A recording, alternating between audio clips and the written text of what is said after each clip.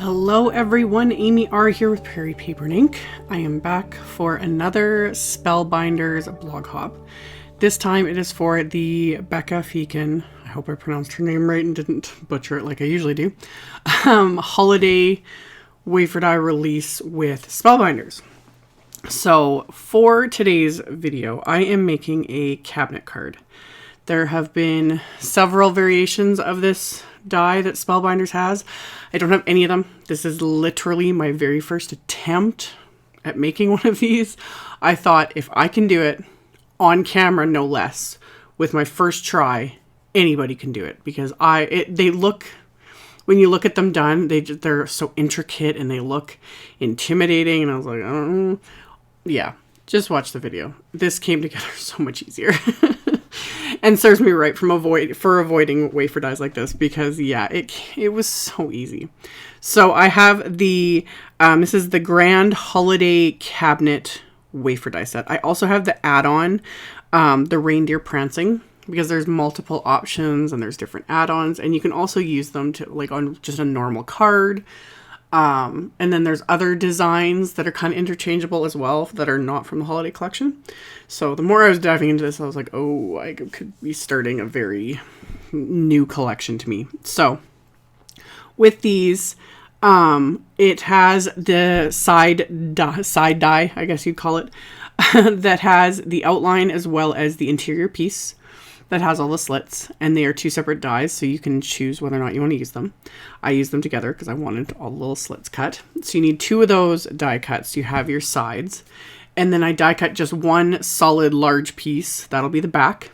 And then right now I am die cutting what will be the front. So I had the solid large piece, the large, ornate frame, and then there's a separate window die. And with these, because they are so ornate and there's all these little pieces that pop out, the easiest way to deal with that, and I've shown this in other videos, is I have my Spellbinders TOOL N ONE that has the little bristly, really firm, bristly brush. And I'm actually using just a Ranger Scrub It. It's meant for stamp cleaning, but it's perfect. Like Fun Foam would work as well, or Craft Foam. But I just rub the Tool N One, the bristles, over the back of the die cut cardstock, and it like loosens up and pops out all those pieces. And I also do the same thing with the die itself. So I don't have to sit there and pop out every single piece. The wire bristles just like push them all out into that little rub it, scrub it for me. And then I can just toss that into the garbage. So with this, because there are 4 sets of slits, so you'll have the front, the back, and then you can choose to do, if you want, 4 layers on the inside. And that's what I decided to do. So I am die cutting layers from some satin gold foil cardstock. And that's going to be, I have my front, so this will basically be like, I'll call this layer number 1. And then for my second layer, I'm using the exact same die configuration. And I'm actually die cutting some Tonic Turquoise Lake glitter cardstock. I wasn't sure if I could die cut through the glitter cardstock with such intricate dies, but I did. It worked. It turned out so well. Like once you pop out all those pieces, it's like, oh, the detail is all there and it's glittery and it's gorgeous. So that was layer number 2. And then layers 3 and 4, I used one of the little add-ons from that Reindeer Prancing wafer die set. And I die cut one of the layers from the gold satin foiled cardstock, and then one from the ivory cardstock that I use for the front and back. So there I've got all my layers from front to back here, and then my 2 sides. And the side pieces, it does score the little like score lines on each side, but I am clumsy and I struggle. So I find it's easier to just reinforce those score lines with either my Teflon bone folder, or here I'm just using my little Tonic card creaser. So I'm just following the score lines and just using my Scor-BUDDY to keep everything straight. So I can kind of reinforce it and fold over these little edges on each of the sides. And hindsight's 2020. At this point, I should have added the Scor-Tape to those little flaps. I'm going to add it later on when I'm done, and it still works. It's just, if I was to do this over again, this exact one, I would just add the Scor-Tape without removing the backing. It just makes life a little easier. So reinforce the little scores. And then there are all the slits in these.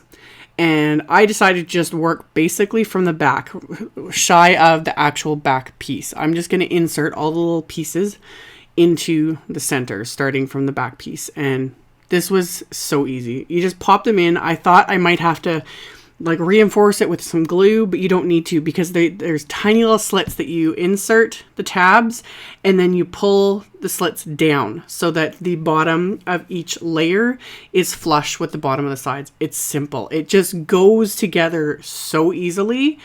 And once you've done one, the rest, all the layers just pop into place. So that's what I just kept doing, is working my way to the front, or what will be the front.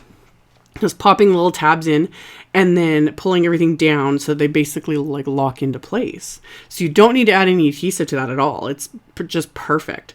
So this is what I meant when I said I should have had the Scor-Tape on the flaps, because it gets a little trickier to add it with all these layers in place, but even then it wasn't difficult. So for the front and the back piece, I just cut those little tabs off with my scissors. The back piece I left solid, because that is where I would write message to the recipient anyway. You could cut a window out of it if you wanted, just to have this more as a full-on decorative piece, but I like the solid back to this. So I have the back, I have the front. Before I'm going to adhere them to that actual card, I want to adhere the little decorative elements to this front, since I'm going to use some liquid adhesive, and I don't want to have it, you know, ooze out and glue this whole thing together and it won't work. So there's a little decorative like snowflake wafer die that comes in the Grand Holiday cabinet set. And I die cut just that gold and the turquoise light glitter cardstock with that. And I just adhere them into place with some craft tacky glue. And then I'm just adding some Studio Katia crystals in jade, because that went, it was like the perfect match to that glitter cardstock, and then some gold, of course. And then I also sprinkled them kind of around the frame as well, just to give it a little extra bling. That's another reason why I love this. After all the die cutting, like it came together so easily, and it looks so intricate, like so much time went into it, and yet after doing the one, I could, you know, mass produce these and make a bunch of them without a whole lot of effort. I'm sold. I'm sold on them. So I have 1/8 inch Scor-Tape. Highly recommend this. I use this for any sort of dimensional sort of things like this if you want really good strong adhesive. Plus it's super narrow, so it's perfect. You could use liquid adhesive. You would just have to be really careful, and like I said, I'm a klutz. I'd end up gluing this whole thing shut. So I just added the 1/8 inch Scor-Tape just to those little flaps on the side pieces on the front and the back. And then on the back, I'm just peeling off one side first. I'm going to adhere one side at a time to make sure I've got everything lined up. And lining up kind of the top and bottom, and then just pressing it down. It literally just, again, if I can do it, anyone can make this. It was so easy. So then I just peeled off the backing on the other side, pressed it down, the back is done.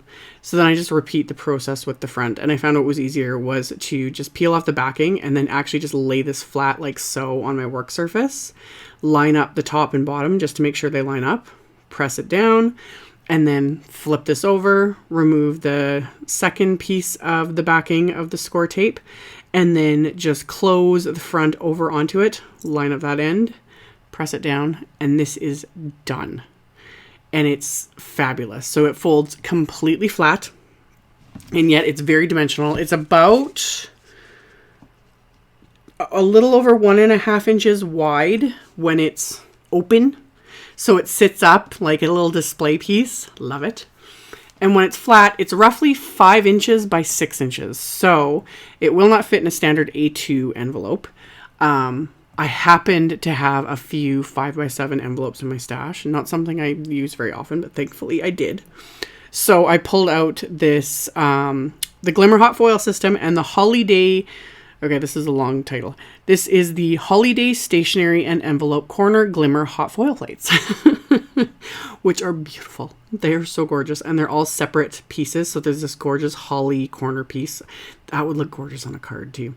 And then there's this frame, also works great on a card. And then there's the lines with the please deliver to. And there's actual separate little pieces for the holly berries and leaves that you could do in different colors. I wasn't going to be that adventurous. So I have this envelope. Again, this is like my first attempt on an envelope. I wasn't sure. I used my Glimmer hot foil system a week ago. Haven't had time to do any more practicing. Never done an envelope. but what I thought would work best is I put a piece of cardstock in the envelope.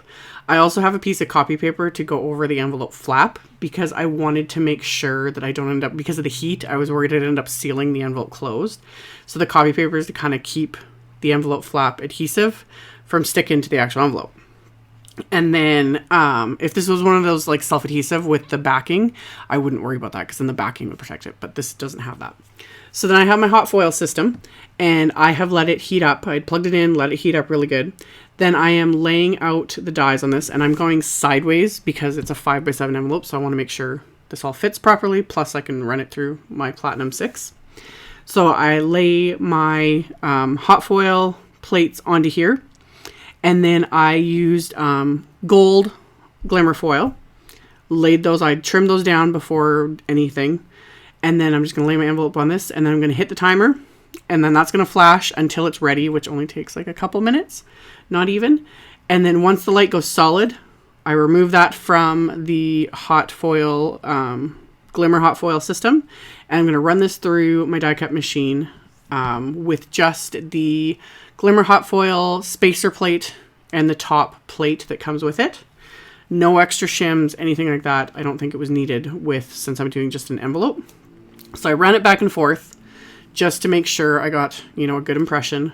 Removed the plates. At this point I was like, is this even going to work? Do I have to delete all this footage? But it worked. It was perfect. And I'm glad I used the copy paper on the back of the flap. That did help. Because the heat did, even that like brief amount of time, it did like, you know, start to kind of activate the envelope adhesive. And then I'd overfoiled a couple spots, probably because I had that cardstock in the envelope, but that's fine. Just a white eraser, remove the excess foil. And then I've got this gorgeous foiled envelope. It looks so fabulous. I'm so proud of myself. And it fits this beautiful cabinet card, all fancy, everything. This was so much fun to make. So as always, I will have a link below the video to my blog post. Like I'd mentioned at the beginning, this is part of a blog hop, so there's a bunch of inspiration, there's a giveaway, all that info will be in my blog post, which will be linked directly below the video, and I'll have a supply list with links to everything if you want to check it out. Thank you guys so much for watching and subscribing and thumbs upping and commenting on my videos. I really appreciate it, and I will see you all very soon in the next one. Bye!